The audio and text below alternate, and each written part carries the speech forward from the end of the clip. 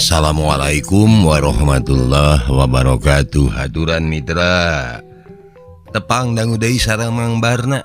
Urang ngadongeng deui neraskeun hanca garapan nu katuna. Carios kalayan judul Rusia Pelet Marongge. Yasana Aan Merdeka Permana. Mitra upami telepat hanca nu katuna teh Komandan Dikvan Group geus amek-amekan deui.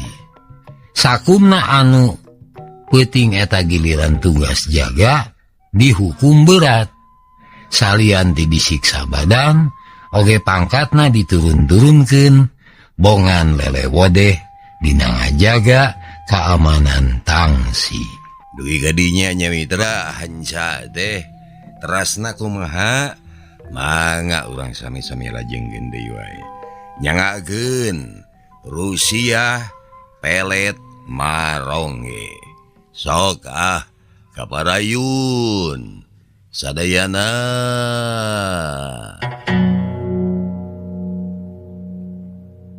Mitra kaum dangu, subuh harita keneh ge pasukan disebar pikeun ngudag-ngudag ulon-ulon Rajapati. Anu sarua ngudag-ngudag teh nya Jajaka Senawa sorangan. Katipu cenah sia ku aing. Heuceuk Jajaka Senawa seuri sorangan. Komandan Dikvan Group nampa teguran ti kantor pusat di Cirebon. Nah cenah maneh teu bisa ngajaga keamanan lingkungan. Tong boroning bisa merukeun karaman kalihan asih dalah ngajaga keamanan tangsi oge ye teu mampu.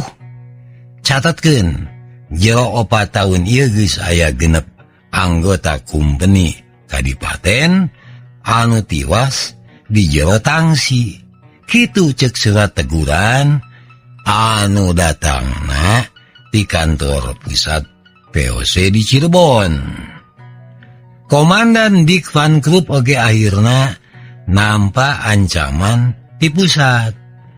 Yen lamun dina waktu nu geus ditangtukeun teu bisa ngabereskeun keamanan, tan wane bakal dipindahkeun ka Cirebon jadi patugas administrasi. Nampa eta ancaman ti atasan, tangtu bae Dikvan Group panik aya amek aya. Akhirna nu dipake mupeus keuyang mah nya anggotana sorangan. Mitra kaum dangu malah ceuk tuan Dikvan Group mah mere tugas saban waktu kudu ngirimkeun pasukan kaleuweung-leuweung sabudeureun kadipaten. Sakur tempat suni kudu diaprak. Mun manggihan jalma asing teu puguh urang manana kudu ditewak. Mun wangkelang paehan. Kitu ceuk parentahna. Daftar harian pikeun nangtukeun serangan ka sababaraha leuweung malah geus dijieun. Jajaka Senawa nyaho yen Komandan Dikvan Group geus boga daftar harian sorangan. Nyaho kitu Jajaka Senawa panasaran hayang nyaho ilaha jeung kalebah mana pasukan kumpeni bakal ngayakeun serangan. Teuing kumaha carana ngan dina hiji peuting nyaeta sawaktu Jajaka Senawa kagiliran tugas jaga kantor komandan, manehna geus bisa maling-maling maca catatan harian. Kumanehna eta catatan teh diapal cangkemkeun. Tur sanggeus kitu di kobongna dijieun atawa ditulis deui dina daluang. Mitra urang tuna heula lalakon Jajaka Senawa anu nyieun gerakan sesoranganan. Ayeuna urang ngabandungan kagiatan pasukan Tuan Mark Ronghestan. Tuan Mark Ronghestan poe eta keur kadatangan ku salah saurang julut telik anu anyar balik ti leuweung wewengkon Galonggong. Hai Tuan Maronge, ieu kami manggihan daluang dina sela-sela dahan kai. Ari usieuna teh geuning catetan kumpeni yeuh. Ceuk juru telik ngasongkeun daluang anu dipinuhan ku tulisan parual pareol. Eta tulisannya diilo ke Tuan Mark Ronghestan. Ya. Zina daftar hadian ngenaan ilahana pasukan kumpeni ngayakeun kontrol ka sababaraha tempat. Kumaha tah kamanang Tuan soal ieu tulisan? Aya hadena dipalire sahanu nyaho benar. Wah marek nyenteg urang gitu tah. Sangkaan kekuatan urang kumpul di tempat-tempat eta tur engkena gitu tanya. Maka ngagampangkeun maranehna pikeun nyangkala kurang. Ceuk juru telik deui. Oh iya, bisa jadi gitu. Tapi nu penting urang kudu hati-hati. Ari sabab lamun ieu catetan teh benar bisa jadi tuduh jalan dina merangan kekuatan kumpeni. Ceuk Tuan Mark Ronghestan deui. Juru telik mere kamandang. Kumaha cenah mun gerakan anu mimiti nama ditalingakeun we heula mun bener kagiatan nu kaharipna bisa jadi bener. Ya. Mari ieu kacatet dina tanggal 5 bakal aya pasukan kumpeni. Jumlahna 15 urang ngaliwat ka jalan Padati sisieun Walungan Cimanuk. Tengah ka diobro tapi orang awaskeun we heula. Ceuk usul juru telik. Kabeneran Tuan Mark Ronghestan oge satujueun pisan. Tur ari geus kitu mah juru telik tiluan dina tanggal 5 diutus pikeun ngintip-ngintip. Meneran dina waktuna nya bae juru telik ngalaporkeun yen kalebah jalan Padati sisieun Walungan Cimanuk aya aleutan pasukan kumpeni 16 urang kabeh tarumpak kuda. Ya. Lamun kitu eta cacetan benar, ngan bae supaya leuwih pasti ieu cacetan tanggal 25 sok taliti deui. Cenah ka wewengkon Bandar Jati bakal aya pasukan 15 urang marake kuda. Ceuk Tuan Mark Ronghestan. Kalawan sabar eta rarancang teh ditungguan.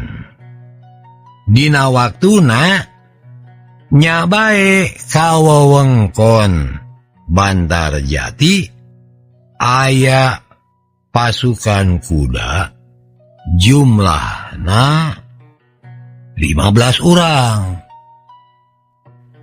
Ya, lamun kitu ieu catetan tanggal 5 bulan Hareup kudu dipake lolonggang ngancurkeun pasukan anu bakal ngontrol ka leuweung buyut Sawala. Ceuk Tuan Mark Ronghestan. Mitra kaum dangu pareng dina waktu na sabubuhan balad Tuan Mark Ronghestan geus iyang miheulaan kawawengkon leuweung buyut sabala. Ieu teh dumasar kana catetan dina daluang teh saderek uhul. Dumasar kana catetan dina daluang. Nah kitu tarul. Baheula mah dina daluang nya. Ngalukis teh. Ayeuna mah ngalukis teh dina helm motor dilalukis ininya. Taruhul bagianana eta teh biasa nama. Mitra kaum dangu, yen dina tanggal 5 bakal aya rombongan kumpeni anu bakal ngantrol kadinya. Teu kurang ti 25 urang anggota pasukan Tuan Mark Ronghestan megat-megat dina rungkun musuni. Saenggeus rada lila nungguan, nyawe aya aleutan anggota kumpeni tarumpak kuda sama greng ku bedieu jeung gobang. Kusabab geus diintip-intip ti anggalna jeung sagalana geus disiapkeun, atuh basa ngayakeun serangan teh hasilna mucekil. Da eta we kabeh anggota kumpeni teh diperenan, kudana dijabel, bedieulna dijabel. Pasukan Tuan Mark Ronghestan unggul jurit da puguh unggulna ku cara ngabongohan. Mitra kaum dangu poe-poe saterusna geus kajadian deui begalan pati di sawatara leuweung. Saban pasukan kumpeni datang ka hiji tempat, saban geus dipegat-pegat jeung didodoho. Pasukan pajoang ti desa kalihan asih teh memang jiga anu geus apal. Kumaha teu disebut kitu atuh sageung? Sabab pajoang anu dipingpin ku Tuan Mark Ronghestan teh memang geus nyaho dumasar catetan anu kapanggih tina sela-sela tangkal kai teh. Tina 10 jadwal lalampahan pasukan kumpeni, genep lalampahan mah geus ngandeurkeun maranehna kana tungtung nasib. Sabab dirurug ku cara dibongohan di tengah jalan. Ngadenge eta kajadian, Tuan Dick Van Krupp geus nampa surat ancaman deui ti kumpeni pusat nu aya di Cirebon. Malah ayeuna mah manehna teh diancam-ancam rek dionclah tur bakal diganti ku pajabat di Cirebon. Ngan bae Tuan Dick Van Krupp menta waktu. Ek janji bakal ngabereskeun ieu masalah dina waktu anu singkat. Mun dina waktu teu beres, aik sadia pikeun dionclah. Kitu cek balesan surat di Tuan Dick Van Krupp. Beres ngirimkeun surat ka Cirebon, Tuan Dick Van Krupp ngumpulkeun sakumna anggota kumpeni. Manehna nyarekan lak-lak dasar ka anak buahna. Leuwihna ti kitu, Tuan Dick Van Krupp geus wani nyebutkeun yen di antara anak buahna pasti aya anu lumaku hianat. Ek yakin di antara marane aya nu mantuan musuh. Ek geus bisa ngira-ngira saha eta. Tungguan bae hukumanana ya. Ceuk Tuan Dick Van Krupp ngancam-ngancam. Mitra kaum dangu jajaka senawa anu milu dina eta riungan tur sarua milu kacarekan. Hatena deg-degan sok sieunnya cenah Tuan Dik Fan Group teh geus nangenan saha-sahana. Malah cek pikir Jajaka Senawa lamun manehna nya geus apalin tangtu nyawa aing moal salamet. Tapi ke heula mun nya manehna geus apal kana tingkah laku aing, nah manehna teu langsung nyangkalak aing bae. Nah make perlu ngumumkeun ka saban jalma yen manehna geus apal jalmana. Cek pikir Jajaka Senawa teh. Mitra kaum dangu isuk pagetona sakur anggota kumpeni utamana ti kalangan bangsa pribumi dipanggil saurang-saurang ditalek ku Tuan Dik Fan Group. Jajaka Senawa oge kagiliran dipanggil ngan samemehna Tuan Dik Fan Group geus boga bekel kumacarana nalek Jajaka Senawa. Eta teh sanggeus samemehna manggil anggota sejen anu ngarasa curiga ka Jajaka Senawa. Nah ieu make curiga ka si Senawa ya. Cek Tuan Dik Fan Group bari neuteub seukeut. Ampun Tuan, ek curiga ka eta jalma ku sababaraha perkara. Cek anggota kumpeni. Ya, sebutkeun naon bae ka curiga ye. Omong Tuan Dik Fan Group teh sabar. Atuh ari geus kitu mah daradat bae anggota kumpeni teh ngasongkeun pamanggihna. Kahiji iknaliti Tuan Senawa teh bareto kungsi ditewak sabab dianggap karaman ti kalihan asih. Ku sabab dicuriga gitu manehna disiksa. Kaasup bapana, malah bapana mah paeh disiksa. Cek anggota kumpeni deh mani lancar dina cacaritan. Akhirna manehna asup jadi anggota kumpeni. Nah kira-kirana Tuan teu curiga kadinya. Cek si anggota deui.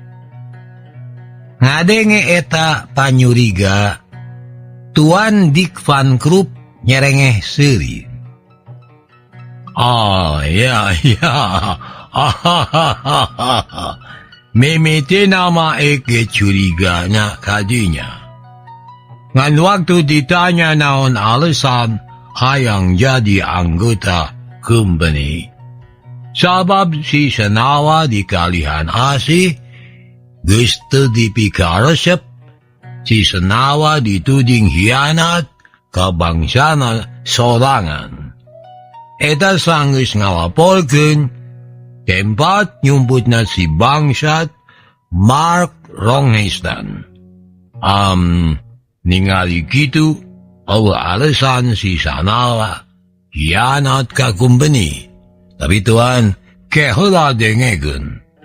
Ik butuh si Senawa yang tudu jalan nyerbu desa kalihan asih.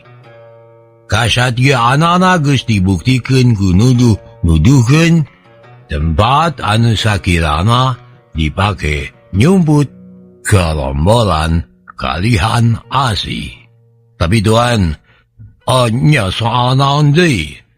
Tapi Tuan, korban-korban ditangsi anu dipaehan genepanana anggota kumpeni anu bareto geus nyiksa si Senawa jeung urang kalihan. Nu kamari tiwas eta kacatet anu geus maehan bapana si Nawa apaan. Gitu. Omong eta anggota demi ngadenge eta penjelasan. Lang Tuan Dik Fan Group ngahuleng. Malah ngahulengna dilapisan. Ya. Lamun si Senawa tegewat ditewak, bisa jadi ye gepae. Bisa jadi nu obat deui gepae. Cek eta anggota, Kevin. Nah ye teh kaasup anu bareto nyiksa urang kalihan gitu. Cek Tuan Dik Van Krup, si anggota teh ungek nganyageun. Ucapan eta anggota akhirna asup kana hate Tuan Dik Van Krup. Da cenah lamun disambung-sambung mah memang karasa nyambung jeung aya patalina. Jajaka Senawa bareto pada nyiksa ku 10 urang kumpeni. Ayeuna tina 10 urang kumpeni genepan geus perlaya sacara nungtutan. Anu ek curiga genep anggota kumpeni teh tiwas ditangsi. Ari ditangsi pan aya si Senawa. Cek eta anggota.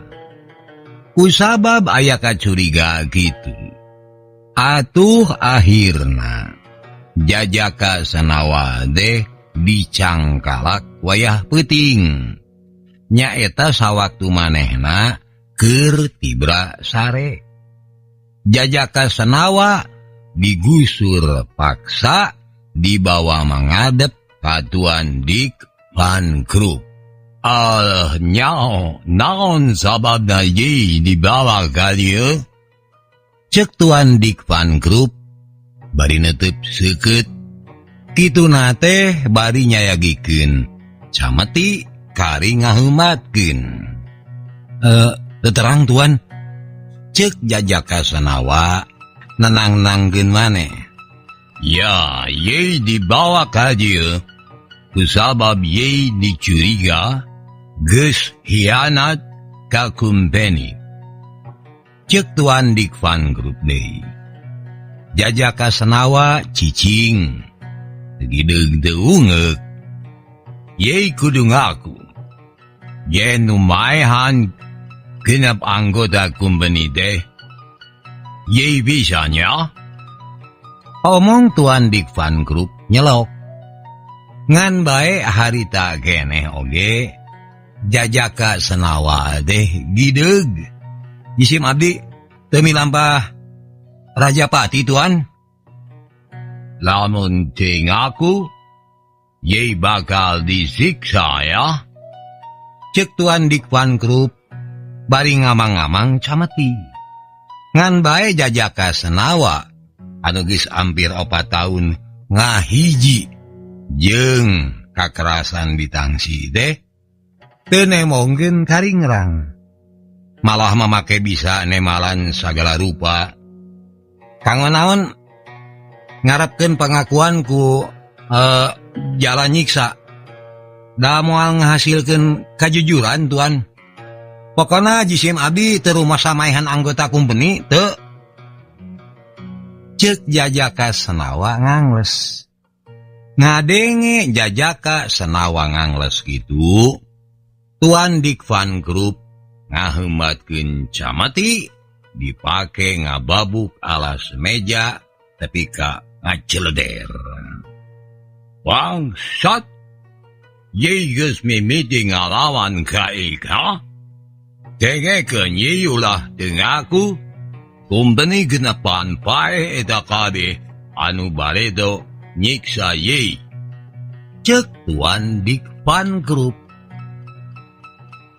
Duh, jisim abdi mah geus poho-poho acan. Saha-saha bae anu bareto nyiksa. Mun nya jisim abdi rek males pati, nah teu males ka Tuan we atuh. Apa nentuan anu marentahkeun anggota nyiksa jisim abdi di sanes? Cek Jajaka Senawa ngasongkeun alasan. Di omongan kitu Tuan Dik Van Krup teh ngahulang. Jisim abdi mah teu maehan anggota kumpeni. Malah jisim abdi hayang babakti ka kumpeni. Sabab ku urang kalihan asih geus ti aku. Teu di aku. Tuan ulah nuding jisim abdi hianat. Kudu meh jisim abdi bangsa pribumi Tuan. Kunaon Tuan teu curiga ka kumpeni ti bangsa Belanda. Da geuning geus ngabukti aya bangsa Belanda anu hianat ka kumpeni. Tuan maronge contona. Tuan teu adil mun ayeuna ukur curiga ka jisim abdi kusakadar jisim abdi bangsa pribumi. Omong Jajaka Senawa. Nyaritana panjang lebar jeung manina rolang nyaritana jeung teu eleum-eleum dina ngabohongna. Jadi naha bener kitu ieu teh hianat. Jisim abdi teu nyieun Rajapati tuan. Malah jisim abdi hayang mantuan kumpeni ngabasmi Karaman. Natuan hilap deui. Yen salila ieu anu nuduhkeun mana-mana wae wewengkon kekawasaan Karaman ti kalihan teh pan jisim abdi pisan. Anggota kumpeni ti bangsa tuan, nah aya nu tiasa nuduhkeun di mana Karaman markasna.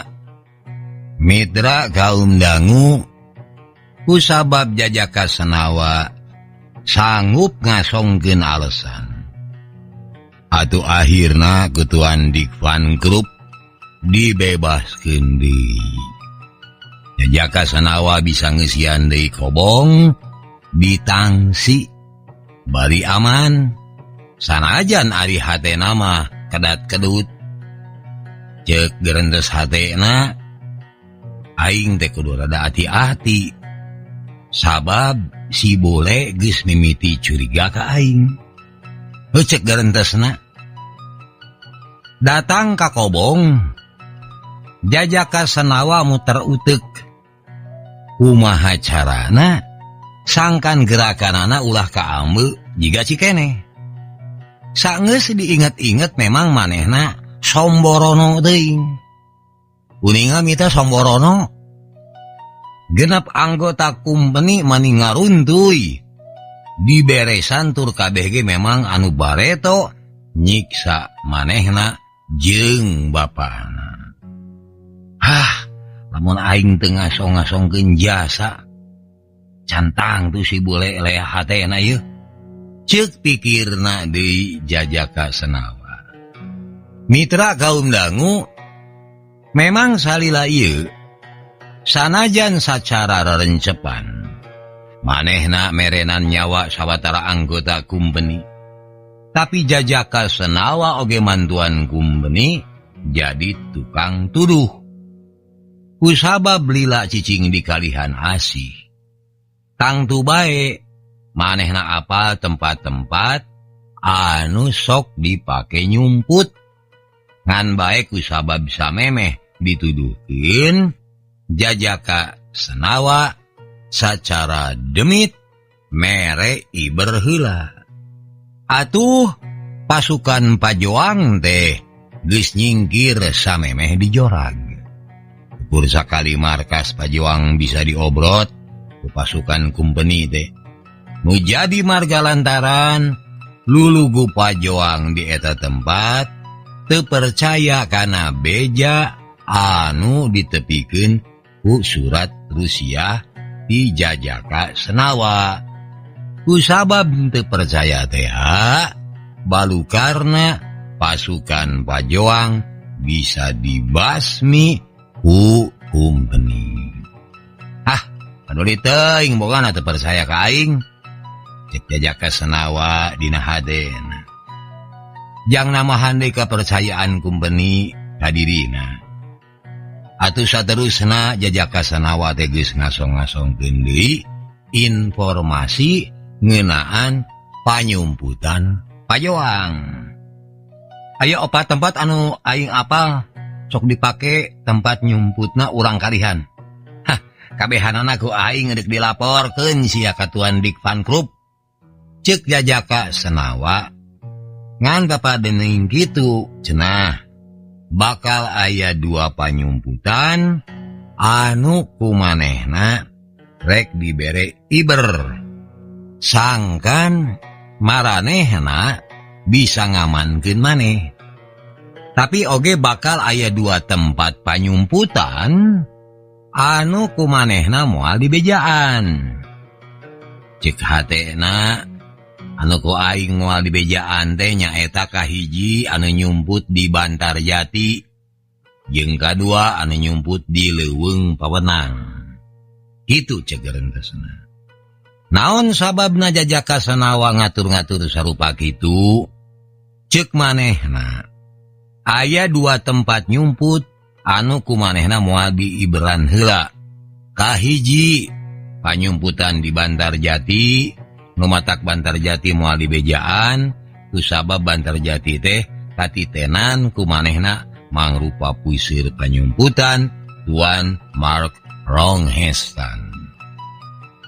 Nya sanajan di poho-poho ge aing tetep teu bisa poho ka manehna. Aing teh tetep ceuceub ke si Maronge. Ceuk pikir. Jajaka Senawa teh sabenerna ngarasa sirik mitra. Nu matak sirik teh sabab salila ieu Tuan Mark Ronghestan ku urang kalihan asih sasat di agul-agul jeung dipiserab. Sabalikna ari ka manehna mah urang kalihan asih teh kalah ka ngewaeun. Namatak tempat nyumput si Maronge mah sina diobrot lah. Paduli teuing aing teu mangi upah oge. Paduli lah. Ceuk pikirna deui. Ari tempat panyumputan anu kadua anu kumanehna moal diiberan teh nyaeta leuweung Pawenang. Naon sababna kitu? Sabab Jajaka Senawa ngarasa dendam ka Kiraksa anu ayeuna jadi lulugu pajoang di leuweung. Jajaka Senawa inget keneh kumaha ngalelecena Kiraksa waktu nemong-nemongkeun kagorengan dirina ka urang kalihan asih. Sasatku Kiraksa manehna teh dibolekerkeun kagorenganana. Sasatku Kiraksa pisan dirina diwiwirang hareupeun umum teh. Mataknya wasi raksa kudu dialas ya. Ulah bikin ka salamet alas ya ku aing mah. Ceuk pikirna deui. Ngan bae ari kaleuweung Pawenang mah Jajaka Senawa teh boga paninengan. Cenah eta paninengan ulah diruksak malah sabalikna kudu ka pemilik. Di ditu teh aya si Nanah Darmi. Yah, najan manehna teu ngarasa nineung ka aing, tapi eta cawene ku aing. Deuk dipaksa sangkan daek kawin jeung aing. Lah, ceuk pikir Jajaka Senawa deui. Saenggeus nyusun rancangan anu deukeut-deukeut kana reka perdaya sarupa kitu, atuh Jajaka Senawa teh mangadep ka Tuan Dik Van Krup. Tuan, ayeuna mah ulah mangmang deui ka jisim abdi. Sabab ayeuna jisim abdi bakal jadi tuduh jalan anu bakal naekeun deui komara Tuan. Ceuk Jajaka Senawa. Jajaka Senawa perlu nyarita kitu sabab manehna apal. Yen Tuan Dik Van Krup teh komarana ampir-ampiran pareum. Lamun Tuan Dik teu bisa nemongkeun jasa ku cara ngabasmi kaum haraman. Anwane manehna bakal dionclah ti kadipaten. Ngadenge omongan Jajaka Senawa atau Tuan Dik Van Krup teh kacida panasaranana. Nahayi teh boga rancana naon kitu? Ceuk Tuan Dik Van Krup jiga nu hayang geuwat nyaho. Atuh daradad Jajaka Senawa nerangkeun. Jisim abdi tos nalungtik sacara rerencepan. Yen ayeuna aya 4 panyumputan anu kukumpeni kada diobrot. Malah panyumputan di Bantarjati mah penting pisan. Ana make disebut penting pisan ya. Kawilang penting. Sabab wewengkon Bantarjati teh tempat nyumputna Tuan Maronge. Benar ye nyari jadi? Benar apa teu benar? Ceuk Tuan Dik Van Krup hayang yakin. Atuh Jajaka Senawa ungeuk nganyageun. Ceuk manehna salila ieu teh manehna cenah teu boleh nalungtik di mana tempat nyumputna Tuan Mark Ronghestan. Lamun si Mark bisa dipodaran, ye tulus bakal nampak upah ya. Ceuk Tuan Dik Van Krup.